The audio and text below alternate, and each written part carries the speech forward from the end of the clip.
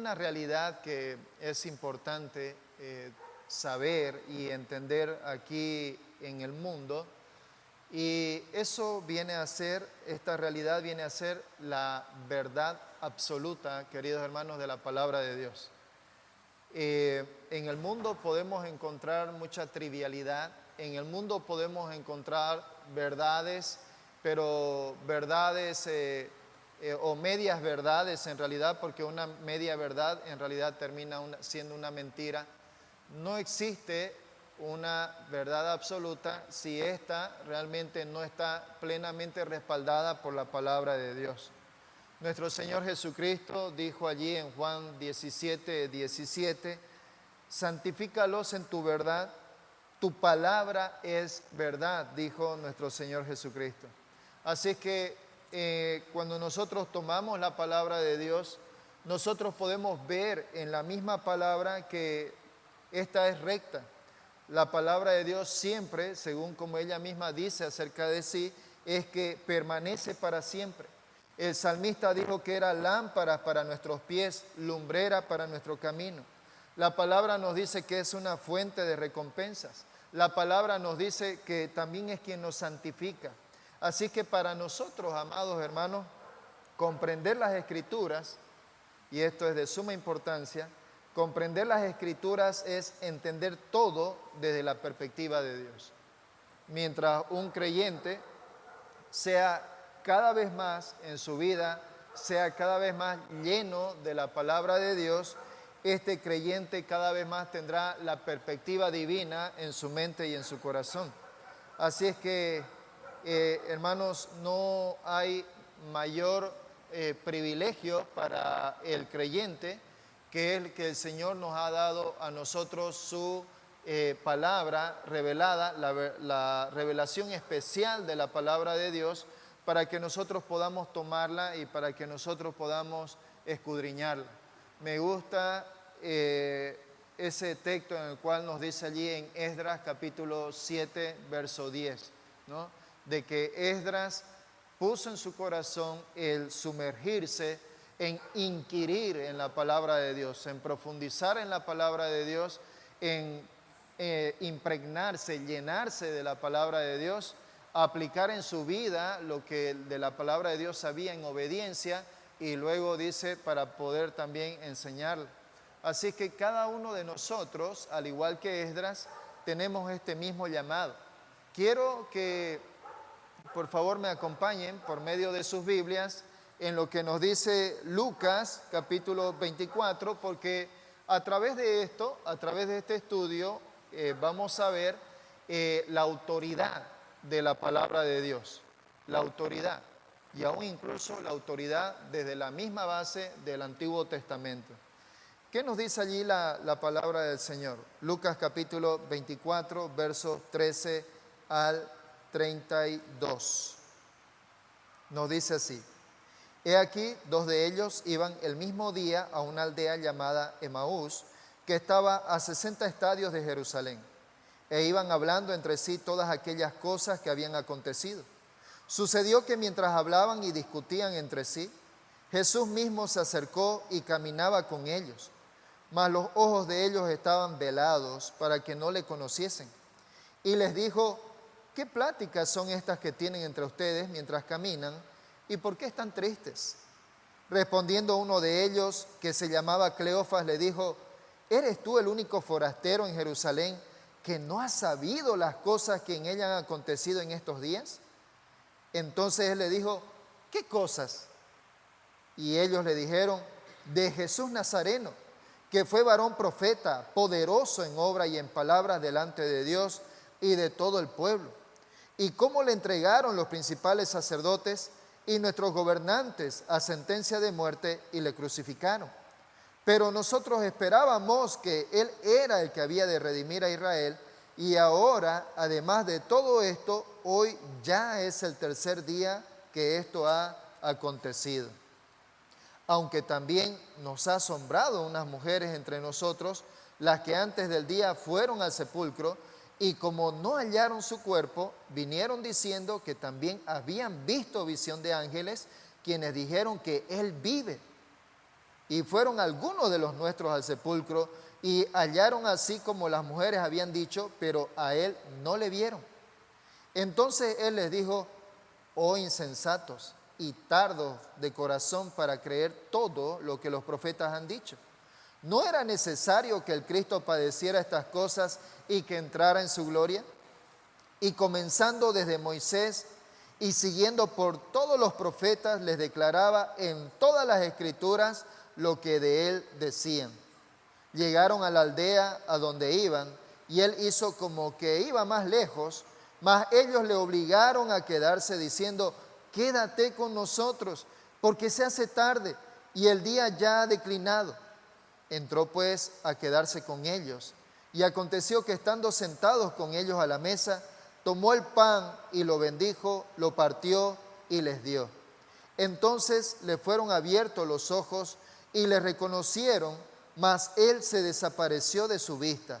Y se decían el uno al otro: ¿no ardía nuestro corazón en nosotros mientras nos hablaba en el camino y cuando nos abría las escrituras? Así es que, hermanos, ¿qué es lo que podemos ver aquí en esta historia, queridos hermanos?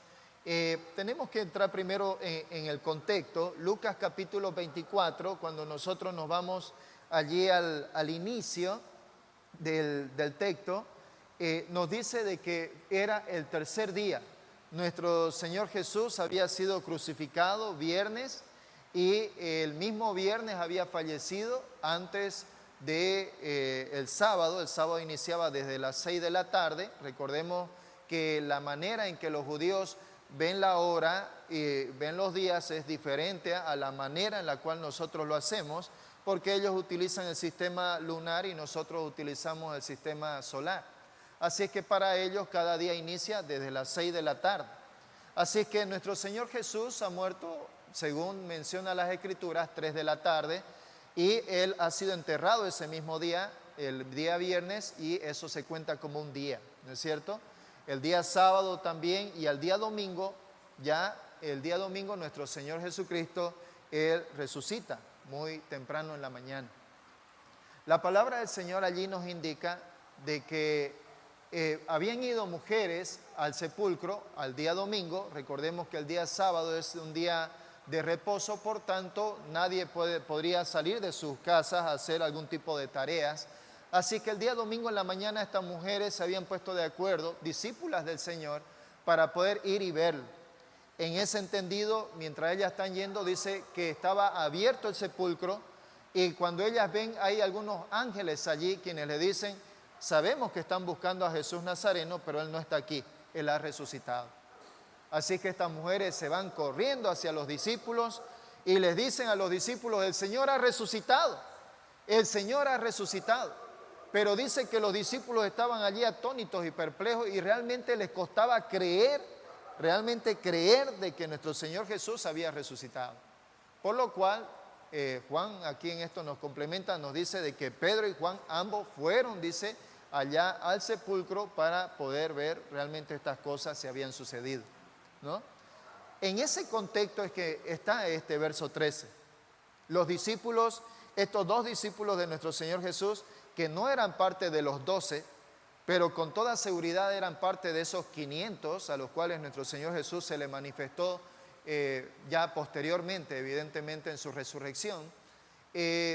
Nuestro Señor Jesús agarró y se les aparece a ellos. Ellos van yendo de camino. Podemos entender la situación en la cual ellos venían. Están tristes, ellos están realmente consternados. ¿Por qué? Porque ellos estaban lastimosamente llenos de ignorancia. Ellos estaban llenos de dudas en sus vidas. Ellos realmente estaban confundidos por todo esto lo que había acontecido. Quiero dividir este tema como un bosquejo de 3 puntos. Y el primer punto del cual quiero hablarles, queridos hermanos, es de que estos discípulos del Señor, ellos tuvieron una necesidad de entendimiento, y lo vamos a ver reflejado claramente desde el versículo 13 hasta el verso 24. La Biblia allí nos va mencionando, estos dos discípulos estaban yendo a esta aldea, la aldea de Emaús. La Biblia nos dice de que ellos iban camino a este lugar, más o menos se cree de que está camino a 11 kilómetros al norte de Jerusalén, así que ellos estaban yendo muy desconsolados, estaban literalmente devastados por la situación que había acontecido, estaban confundidos. Por supuesto, tendríamos que entender la razón por la cual ellos se encontraban así, de esta manera. Hay un comentarista, se llama David Gooding, él habla acerca de cuál era el pensamiento judío en el contexto en el cual los discípulos y toda la población de Israel, toda la nación de Israel creía que era lo que debía de hacer el Mesías cuando éste se manifieste. Permítame leerles, por favor, acerca de lo que menciona este hombre, este creyente, David Gooding. Él dice lo siguiente: la muerte y la resurrección no formaban parte del concepto que tenían del ministerio y del plan del Mesías, por lo que no habían entendido lo que Jesús le había dicho respecto a su próxima muerte. Ellos esperaban un Mesías que destruyera el gobierno o el dominio imperialista de los romanos por medio de la fuerza de las armas. ¿De qué servía un Mesías que se había dejado apresar por las autoridades judías, que había sido entregado a los romanos y luego crucificado antes de poder ni tan siquiera organizar alguna operación guerrillera, un levantamiento popular o una guerra abierta? Si el Antiguo Testamento profetizó un libertador que no debía morir sino triunfar, Jesús ya estaba plenamente descalificado. Él había muerto. Después de todo, era casi irrelevante hablar de la resurrección. En los tiempos de nuestro Señor Jesús, a pesar de que los judíos tenían la ley, tenían la palabra de Dios, tenían los profetas, tenían a Moisés, ellos realmente tenían una idea muy vaga acerca de lo que la palabra de Dios hablaba acerca del Mesías y del cumplimiento por medio de su muerte de lo que posteriormente él haría. En la mente del judío de aquel tiempo era de que ese Mesías vendría y con una voz de mando agarraría y guiaría a los judíos a una revuelta en contra de esos romanos quienes los habían aplastado y quienes normalmente y permanentemente los azotaban, los crucificaban, los golpeaban, les pedían impuestos. Así que en el pensar de ellos era de que ese Mesías vendría con esa voz de mando y los liberaría del gobierno romano y sería él en todo caso su caudillo. Jamás se le pensaría al judío común, al judío promedio, de que este Mesías tendría que morir. Ese es el contexto por el cual estos dos discípulos reflejan lo que en realidad estaba sucediendo con todos los demás discípulos. Todos los discípulos realmente estaban muy tristes por este acontecimiento que había tenido con nuestro Señor Jesucristo. Así es que mientras ellos están hablando acerca de estas cosas, acerca de estos acontecimientos, porque dice allí de que hablaron de todas aquellas cosas que habían sucedido, así que nos tenemos que remitir en lo que la Biblia va diciendo.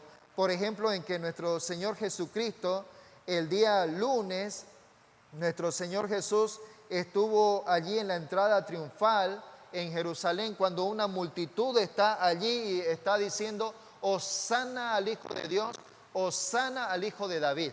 ¿No? Bueno, no al Hijo de Dios, sino Hosana al Hijo de David. Eso es lo que esta multitud está diciendo, y eso ocurre un día lunes, el día lunes antes de su muerte, en esa semana en la cual nuestro Señor Jesucristo fallece. El día martes nuestro Señor Jesucristo entró allí al templo e interrumpió, se entró y agarró un lazo y empezó allí a sacar los animales, tirar de las palomas para que huelen, tiró las monedas de los cambistas y estaba literalmente nuestro Señor Jesús deshaciendo de alguna manera el negocio bastante lucrativo que tenían los líderes religiosos dentro del templo. Así que eso evidentemente pasó el día martes. El miércoles el Señor estuvo allí enseñando en el templo y estuvo también frustrando. Los líderes religiosos estuvieron tomando ocasión para agarrar a nuestro Señor Jesús, pero Él no permitió que eso suceda. Así que todo eso trató de pasar el día miércoles. Trataron de atraparlo, desacreditarlo, pero nuestro Señor Jesús agarró y por supuesto fue mucho más, evidentemente más sabio que ellos. Pero sin embargo, a partir del jueves en la noche y lo que vino a ser también hasta el día viernes, es lo que ocurre para ellos, toda esta sorpresa que vino. El día jueves nuestro Señor Jesús viene a ser agarrado. El día, en esas horas de la madrugada, nuestro Señor Jesucristo tiene juicios falsos. Posteriormente por la mañana vienen los azotes, posteriormente viene la crucifixión y por supuesto su muerte y el sepelio de nuestro Señor Jesucristo. Así es que todo esto, amados hermanos, vino así desde el día lunes de una manera escalonada. Y dice allí, ellos estaban hablando de aquellas cosas que habían sucedido. Todas estas cosas habían ocurrido durante esta semana. Así que nos los podemos imaginar a estos discípulos del Señor, en que seguramente habiendo compartido con nuestro Señor Jesús durante esa semana, están recordando todas estas cosas que habían sucedido y ellos están muy tristes, están muy tristes. De pronto allí la palabra nos dice de que Jesús mismo, dice, se acercó a ellos y dice allí, empezó a caminar con ellos. Por supuesto, no era indiferente esta situación en los caminantes de Israel. Es más, era muy común, amados hermanos, de que la gente normalmente se vaya allí en grupos, porque cuando la gente se iba en grupos caminando de una comunidad a otra, evitaban los muchos peligros que habían en el camino. Peligros de robo principalmente, peligros tal vez de animales, ¿no? Pero era muy común que si se encontraban en el camino las personas, entonces buscaban agarrar y estar unidos para irse juntos y evitar así aminorar los peligros que se podrían encontrar en el camino. Así que cuando nuestro Señor Jesucristo se acerca a ellos y empieza a caminar con ellos, para ellos fue completamente natural que eso ocurriera. Así es que nuestro Señor va caminando con ellos. Y lo interesante de esto es que nuestro Señor Jesús, cuando se le manifestó a ellos, si bien nuestro Señor Jesús ya estaba allí en un cuerpo glorificado, si bien nuestro Señor Jesús ya estaba allí en un cuerpo resucitado, allí físicamente delante de ellos, sin embargo, ellos no se dan cuenta. Ellos no se dan cuenta de la resurrección de nuestro Señor. Dice que los ojos de ellos estaban velados, así es que qué interesante que nuestro Señor Jesús empieza a caminar con ellos y ellos realmente ni por si acaso, ni por chiripazo se dieron cuenta que era nuestro Señor Jesús. Lo lindo de esto, amados hermanos, y que es importante que nosotros tomemos muy, pero muy en cuenta, es que aún nuestro Señor Jesucristo, habiendo conversado con ellos y posteriormente en el camino y hasta en la casa haberle dicho todas aquellas verdades acerca de sí mismo, nuestro Señor Jesucristo recién se manifestó a ellos como el Señor Jesús en el final de la conversación. En el final de la conversación. Nuestro Señor Jesús habló todas aquellas verdades que estaban escritas en la palabra de Dios, las habló todas las que concernían con respecto a Él, y todo esto lo habló sin que ellos se dieran cuenta. ¿Saben qué nos enseña eso a nosotros, amados hermanos? Nos enseña acerca de la importancia de la autoridad de la palabra de Dios. La autoridad de la palabra de Dios es tan importante, tan profunda y tan esencial para el creyente, que lo más importante de esto es la palabra y no precisamente quién sea quien la enseñe. Porque aún nuestro Señor Jesucristo no había sido conocido por ellos, reconocido por ellos, pero la palabra de Dios ya estaba compungiendo esos corazones de estos discípulos. Así que, hermanos, qué tremenda enseñanza que nosotros podemos tener aquí en esta pequeña reflexión que nosotros podemos tener, que nosotros aquí podemos ver. Hermanos, quiero animarles con esto. ¿Cuánto usted conoce de la palabra del Señor? ¿Cuántas veces usted ahora, cuántos años lleva usted como creyente? ¿Cuántos años, amado hermano, usted lleva como creyente en Cristo? Y de esos años que usted ya lleva como hijo de Dios, ¿cuántas veces usted ha leído la Biblia completamente? La palabra de Dios es esencial, amados hermanos, en la vida del creyente. Es fundamental. El salmista allí en el Salmo 19 dijo, la palabra de Dios es perfecta, que convierte el alma. El testimonio de Jehová es fiel, que hace sabio al sencillo. Y allí desde el verso 7 hasta el verso 12, el salmista va hablando acerca de esos atributos propios de la naturaleza de la palabra de Dios. Hermanos, ¿realmente amamos la palabra de Dios? ¿Buscamos con intensidad la lectura de la palabra? ¿Nos damos un tiempo intencional para agarrar y tomarla y en oración pedirle al Señor que nos dé entendimiento? Nuestro Señor Jesús dijo, santifícalos en tu verdad, tu palabra es verdad. Tu palabra es verdad. Hermanos, no encontraremos ninguna verdad absoluta fuera de la palabra de Dios. No encontraremos los principios más fundamentales que pueden regir nuestra vida si no es solo y exclusivamente por medio de la palabra de Dios. No encontraremos realmente el verdadero éxito ni el verdadero gozo. Y cuando hablo de éxito, no hablo del éxito humano, sino el éxito que es el éxito desde la perspectiva divina. Y no tendremos gozo mientras realmente como creyentes no solamente conozcamos al Señor y su palabra, sino que también en obediencia nosotros actuemos de acuerdo a su palabra. Estos discípulos, aunque habían estado quizás allí con nuestro Señor Jesús, aunque habían compartido con nuestro Señor Jesús, aún a ellos, dice, se les estaba velado en no haber podido reconocer a nuestro Señor Jesús. Pero lo cierto es de que lastimosamente ellos tenían serias falencias del conocimiento de la palabra de Dios. Por eso era el motivo de su tristeza. Por eso era el motivo de su dolor. Porque hasta ese momento aún ellos todavía no habían entendido del significado de la muerte de nuestro Señor Jesucristo. Así es que en ese entendido, allí la Biblia nos muestra que ellos van caminando y es nuestro Señor Jesucristo quien se acerca a ellos.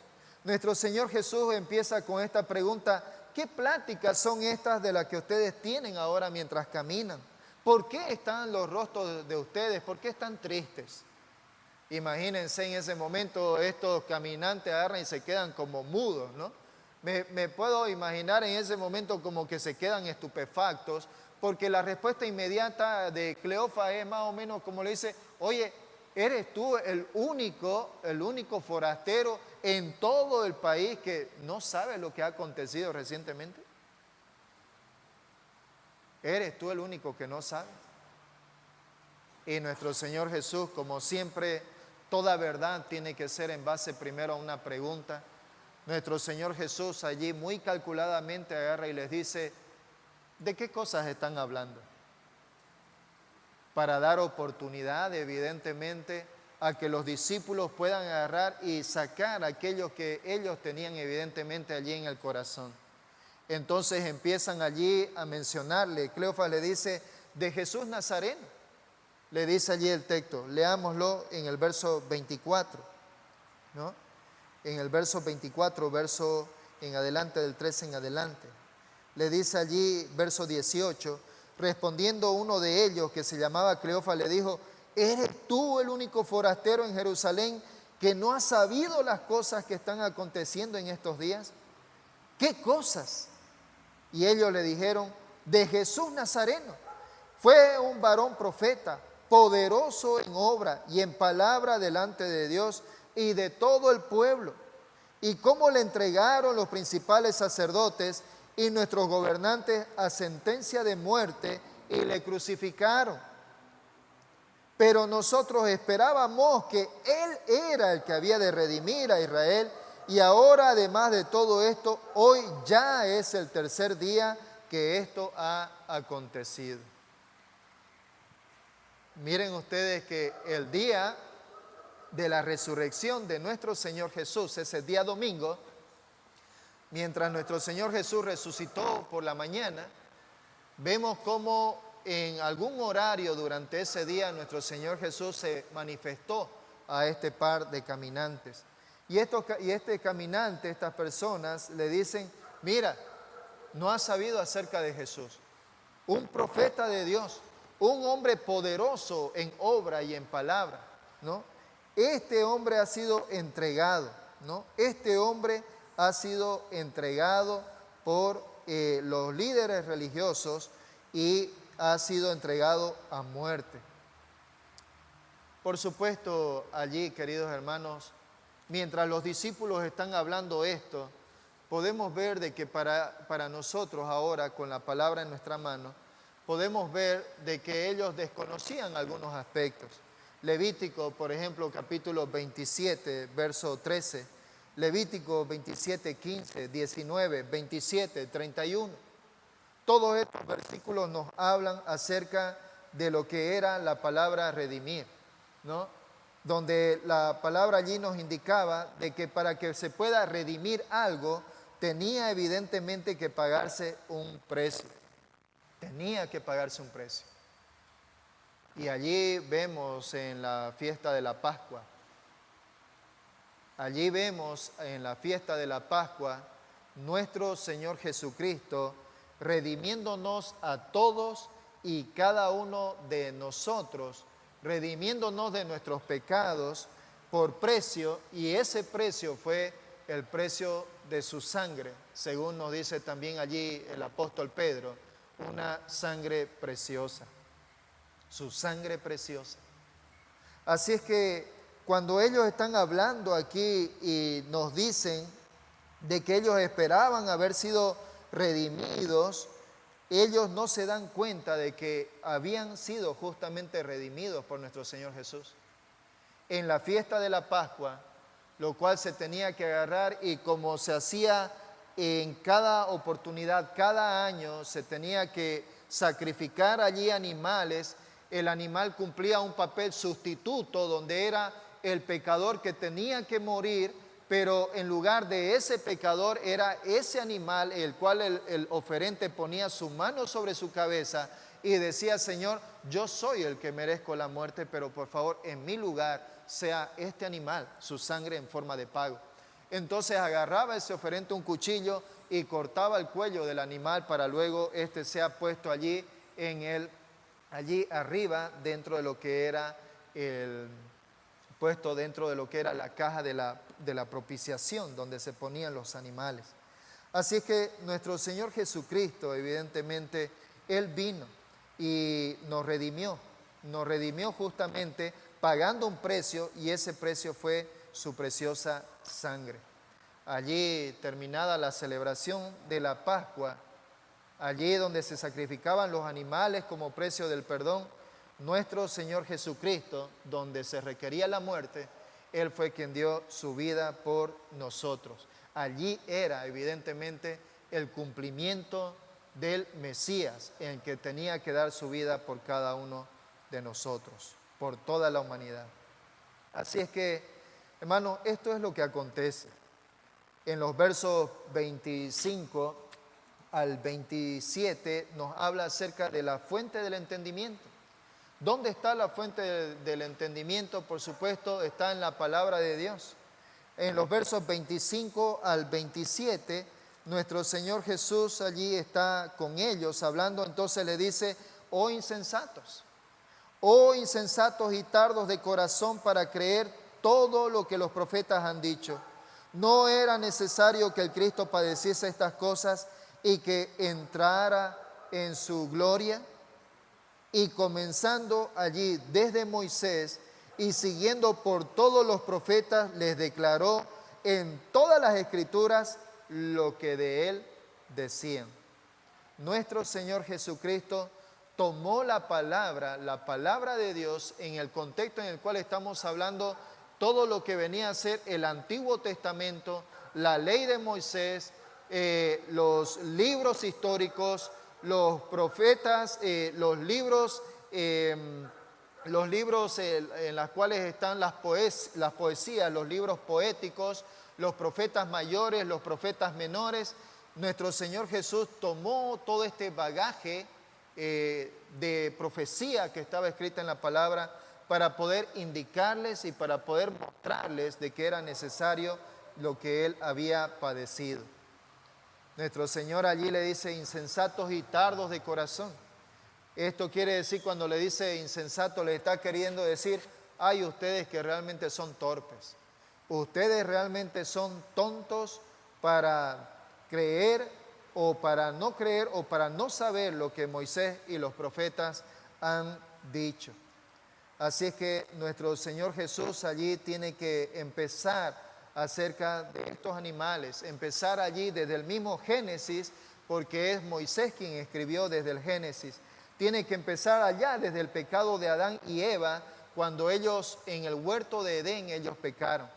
Cuando allí el Señor hace la promesa, el protoevangelio en Génesis 3:15, cuando le dice allí a la mujer y también a la serpiente de que la descendencia de la mujer le daría un golpe fatal allí a la serpiente en la cabeza y la serpiente le daría una mordedura en el calcañar de la descendencia. Esto es haciendo una referencia a nuestro Señor Jesucristo.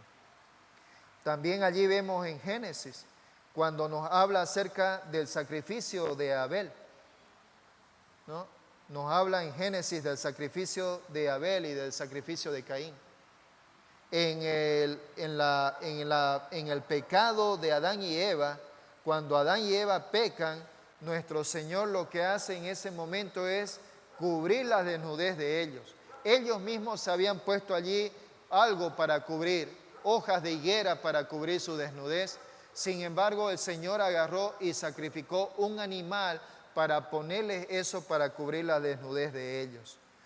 En el sacrificio de Abel vemos allí esta sangre en la cual fue acepto la sangre del animal para que sea justificado Abel de sus pecados, ¿no? Vemos más adelante también el diluvio. Noé construyó, dice la palabra allí, él construyó un arca y por medio de ese arca, Noé y su familia, estas 8 personas, fueron salvados de esa muerte inminente que ellos hayan tenido, si es que el Señor no haya provisto el tiempo y la información para que ellos puedan haber hecho ese arca y salir con los animales. En este contexto nosotros podemos ver de que nuestro Señor Jesucristo viene a hacer allí una analogía, una comparación, un símbolo en el cual constituye como si nuestro Señor Jesús fuera ese arca en el cual por medio de nuestro Señor Jesucristo un remanente vino a ser salvo para que por medio de ellos nuevamente la tierra vuelva a llenarse. Así que vemos todas estas cosas allí, queridos hermanos. Vemos allí en Deuteronomio, vemos allí en Éxodo cuando habla acerca de que era maldito todo aquel que era colgado de un madero.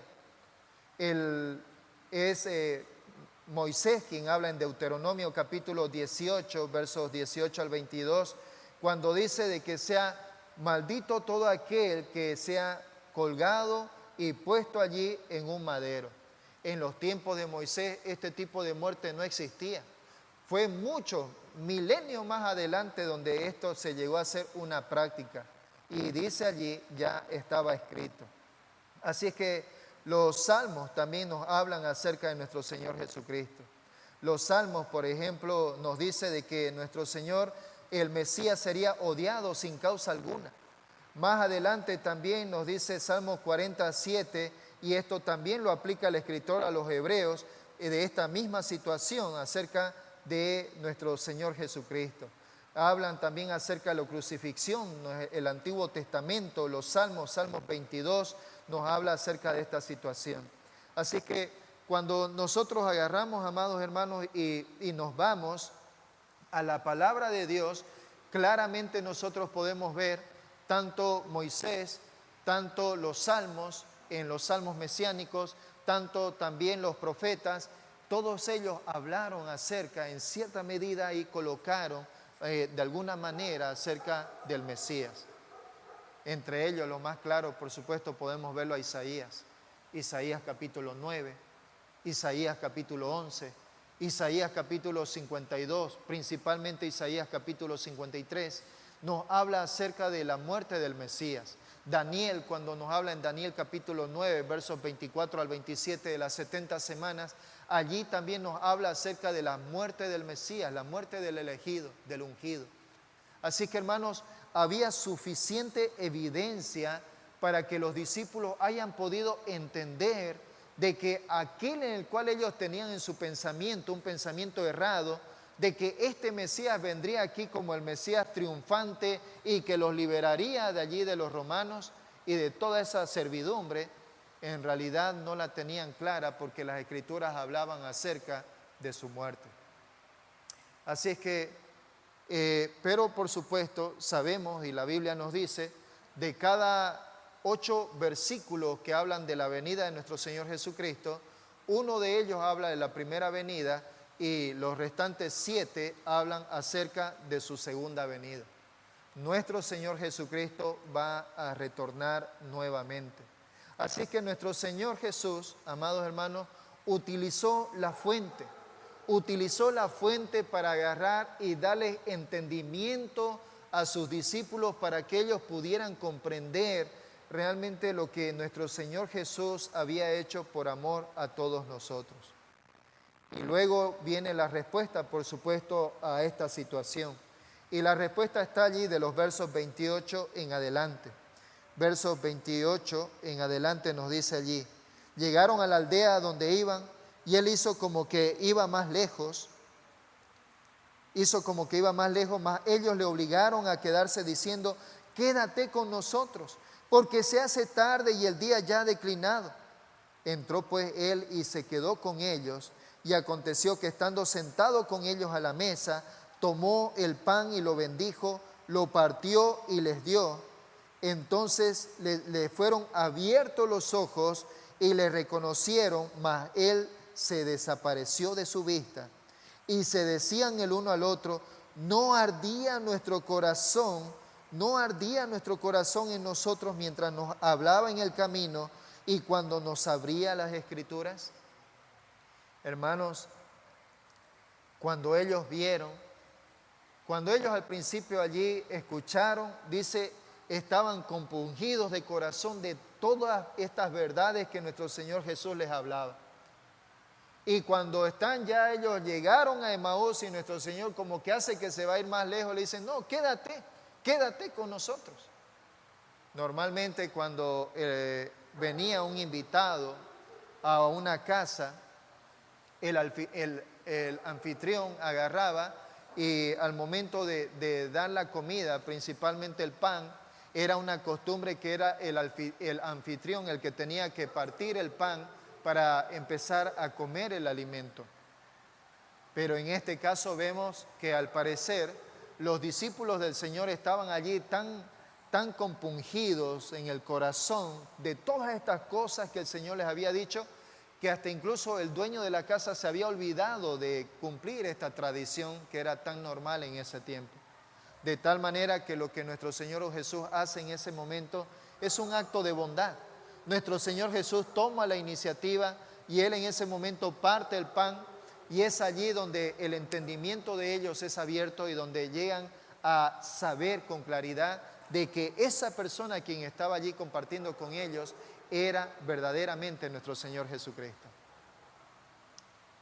Así que, hermanos, ¿cómo es que ellos? Qué interesante, y miren ustedes si lo miramos detenidamente el texto, dice de que cuando nuestro Señor Jesucristo partió el pan, dice, inmediatamente se desapareció de la vista de ellos. Nuestro Señor Jesucristo en ese momento desapareció de su vista. Pero ellos no estaban en ese momento como que, ¿dónde se fue? O desapareció. La inmediata reacción de ellos fue: oye, mira, había sido nuestro Señor Jesús. Con razón estábamos tan compungidos.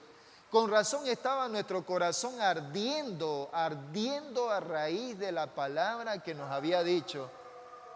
Ellos ni siquiera se dieron probablemente cuenta en ese momento de la desaparición de nuestro Señor Jesús, sino que simplemente fue de que se ubicaron que durante todo ese tiempo habían estado con Él, estuvieron con Él, y que la palabra que nuestro Señor Jesús le dijo, basado en las Escrituras, realmente había conmovido hasta las últimas vísceras que tenían ellos en su cuerpo.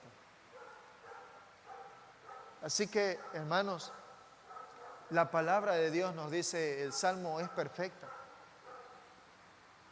Segunda de Timoteo, capítulo 3, 16, 17, dice que toda la Escritura ha sido inspirada por Dios y es útil para enseñar, para corregir, para redarguir, para instruir en justicia.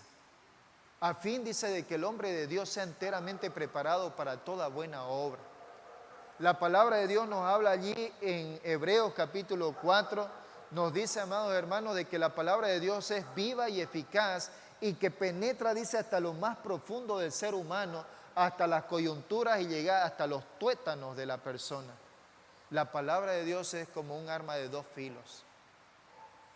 Hermanos, es tan necesario, amados hermanos, es tan necesario la lectura y la comprensión de la palabra de Dios que nosotros no podemos quedarnos quietos. Amados hermanos, nosotros no podemos y no debemos agarrar y dar mayor tiempo o administrar de una manera desordenada nuestra vida, de tal manera que dediquemos todo el tiempo para nuestro trabajo, todo el tiempo para nuestros quehaceres, todo el tiempo incluso para el ocio, pero no dediquemos un tiempo especial e importante para la lectura devocional de la palabra de Dios. Todos y cada uno como creyentes tenemos esta necesidad. Así como el alimento físico es importante para nuestro estómago, que si no comemos nuestros estómagos aúllan, de la misma manera, hermanos, la palabra de Dios debe de ser la misma necesidad, debe de crear la misma necesidad en nosotros. El Señor Jesús dijo, yo tengo una comida que vosotros no tenéis. Y los discípulos dijeron, habrá venido a alguien y le habrá dado de comer al Señor. Pero el Señor hablaba de la comida de la palabra de Dios. Hermanos, cuán importante es para nosotros la lectura de la palabra. ¿Estamos realmente escudriñando las Escrituras de nuestros hogares? ¿Estamos dándonos un tiempo intencional en el trabajo o en algún lugar especial para poder tomar la palabra? Antes de leer la palabra, estamos orando al Señor, pidiéndole que nos dé entendimiento para que nosotros podamos realmente comprender, bajo la guía del Espíritu Santo, comprender lo que Él nos quiere decir. Cuando tomamos este tiempo especial de la palabra, ¿estamos realmente dedicándole ese tiempo sin tomar allí nuestro teléfono, sin tomar allí o cualquier otra cosa que tal vez tengamos que hacer? Porque seguramente muchos de nosotros, hermanos, fallamos, que estamos allí con la palabra de Dios y ya ahí escuchamos un timbrecingo y en lugar de estar allí, nos vamos ya al teléfono. Y que estamos allí leyendo la palabra y que una llamada, ya nos vamos al teléfono. Que estamos allí en la palabra, ya me acordé que tengo que enviar el mensaje y me tengo que ir al teléfono para enviar un mensaje. Hermanos, la palabra de Dios debe tener su prioridad en nuestras vidas. Es de suma importancia. Es de suma importancia para nuestro crecimiento espiritual. Porque el propósito del Señor es que nosotros le glorifiquemos con nuestras vidas, pero en ese proceso de glorificarle con nuestras vidas significa para nosotros que nosotros andamos en un camino de santidad. Y ese camino de santidad no es por nuestro propio esfuerzo precisamente, es en una dependencia permanente del conocimiento de la palabra de Dios. Así que, hermano, quiero animarle, tanto para usted como para mí, es fundamental que nosotros nos profundicemos, nos tiremos como a la piscina, cuerpo y todo, cuerpo, mente, hermanos, nos profundicemos en la palabra del Señor. Vamos a orar. Amado Dios, Padre, gracias por tu palabra, gracias por nuestro Señor Jesús, por la manera en que se manifestó a estos dos discípulos, en la cual, Señor, ellos estaban, Padre, con un conocimiento muy básico de tu palabra, con una creencia muy común en los tiempos de nuestro Señor Jesús, en el cual el Mesías sería ese legionario, sería esa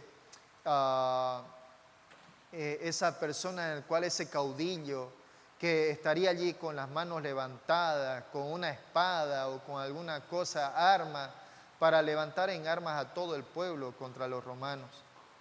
Sin embargo, Padre, no se habían dado cuenta. No se habían dado cuenta que en tu palabra, ya en el Antiguo Testamento, Señor, hay tantos textos que hacen referencia a que el Mesías, más allá de ser un libertador en su primera venida, libertador físico, Padre, sería, Señor, un líder siervo sufriente. Un siervo sufriente que vendría y daría su sangre preciosa por cada uno de nosotros. No lo pudo decir con mejor claridad Isaías cuando dijo de que en sus heridas de Él, en las laceraciones de Él, todos nosotros, todas nuestras heridas serían curadas. En Él nosotros tendríamos salvación. Padre, gracias por nuestro Señor Jesús. Gracias porque Él vino y dio su vida por nosotros. Gracias porque las Escrituras hablan acerca de Él. Gracias, Señor, por tu Santa Trinidad, Dios Padre, Dios Hijo, Dios Espíritu Santo.